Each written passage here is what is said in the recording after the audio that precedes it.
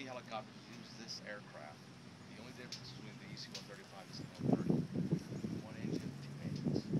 Safety record is just the same as two engines. One engine. It's just the operation cost is a little more fiscal for us. If we run with this contract.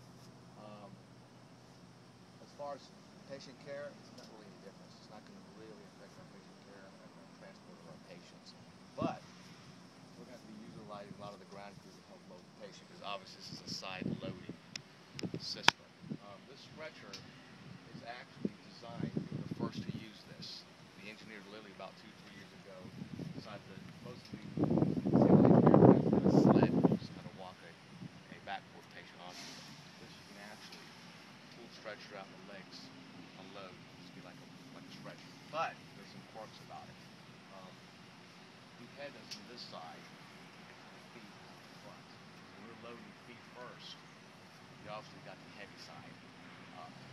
And the crew members got loaded from this side. We're going to show you in a bit. It's way up there. Especially you can have some of our female crews that come in and that can help lift it. So this is where we're going to utilize some of you guys to help on this. Just basically lift it to get up on there. Sean, you want to go and unload it? Let's go and unload it. I'm going to show you we're going to unload it right now.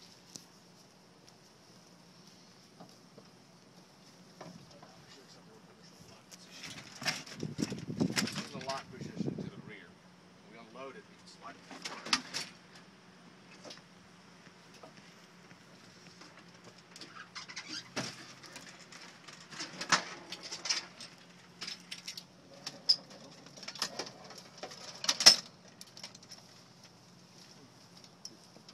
You guys can come on around.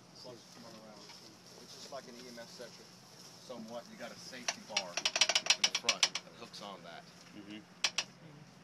and a safety strap. This aircraft we're getting, this is the same exact model. This is a loaner aircraft that we're using, but it's going to be the same exact model, same loading system. A little bit some improvements on the stretcher. In the past, when the stretcher first came out, a lot of the crews were missing this. His legs would pop out, and he would miss this bar, and then that foot would go down the ground. So this is kind of an improvement. This is a safety strap in case we jump that bar. It's on that.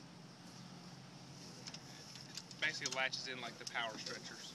Same idea. Instead of what are those carabiners rated for?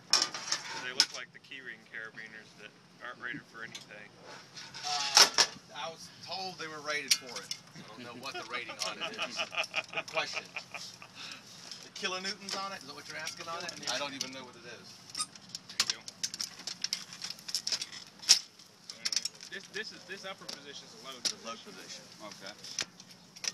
And then we got transport position. Anytime that we adjust the position of the stretcher, there must be two people, at least two people. I'm right here in the corners, he's in the back corner. Then we could go all the way down if we wanted to.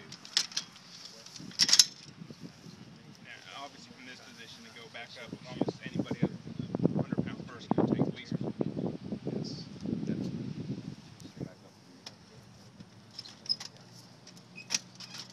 That's a transfer position. Because obviously, you get it higher, it's not heavy. And everybody nowadays, 200 pounds, you guys know, nowadays is a light patient.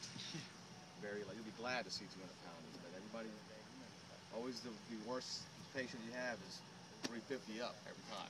That's when we're going to run into a problem. That's when we move you guys out. Especially with our female crew. I don't know if you guys know Angie, our medic, Angie and Terry. Angie cannot load this because put on the transport position. You know how that When is? it's up here, it's you know, Angie's like here. No offense to her size, but she can handle everything. But it just once she's that low, all her leverage. So won't have body mechanics either. She can hurt her back. Right, she can get hurt. I mean, you know, the engineers that designed this, for Air Message designed this, you know, they're behind the desk, just putting it together.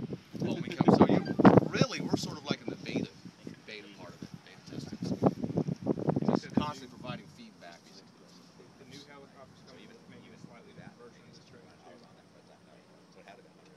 And we're just going to show you how you load. What we're going to do when we get the patient on, obviously the patient's head's going to be there, right over here. The key to this is the patient's got to be way high on the stretcher because our foot's going to be jammed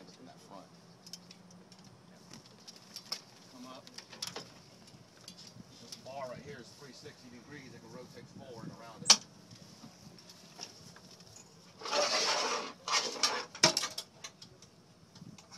I'll come back with an answer on the kilograms on this. Actually, this also isn't designed for a tall patient. It's tough on a tall patient. Yeah. Anybody about 6'6" makes it tough. So, like, this patient's real heavy. One of you guys may have to come up here and help him lift once he lifts. Myself, grab here.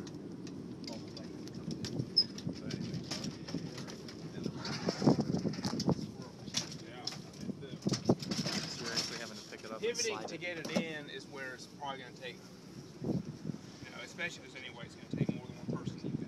It is kind of an odd twist. And it actually slides across the ground like that? The wheels don't turn in the middle there? No. See the wheels come off here? These have a rolling side. Yeah, on the side. Alright. So it'll be sliding it across with it. Yeah, you can slide it. Then you slide it, back and lock it.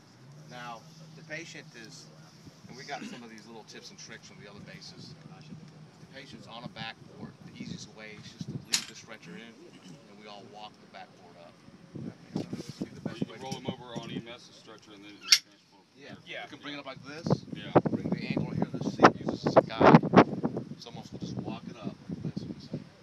That is the easiest way to do that. Pretty much going to shut this thing down for the time being. For the time being, we're going to go ahead and do a cold, because the beauty of this is it only takes 30 seconds to crank it back up.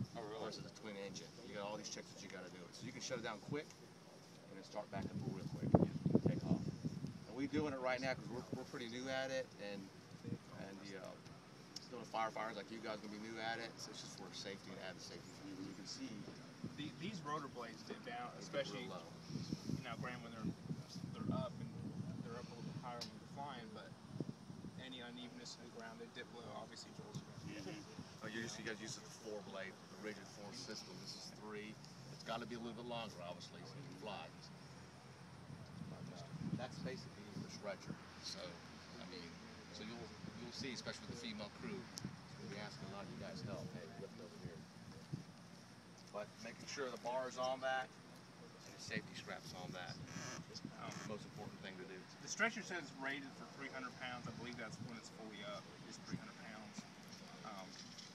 And then with this helicopter being a little different weight balance, more exact patient weight is going to be handy. Granted, we can't always do that, but at least be able to have more leniency in the ballpark. But if you can talk to them, they can give you I was weighed last week at 250. That's going to help us out a lot. I mean, you don't have to really focus solely. Yeah, you don't got to focus on it, but it's going to help considerably if we have a more accurate weight. Get here, we try it, and all that good thing, that's not going to happen. We go around. So the EMS is going to know. We're going to have to do some news for them to know they shouldn't be leaving the scene anyways until the helicopter is loose. Right. In case you may have the mechanical get started. Yeah, same time as us coming in, where we meet the event. If we land here and the wreck's right there and we can bring a patient up, You got a better view of the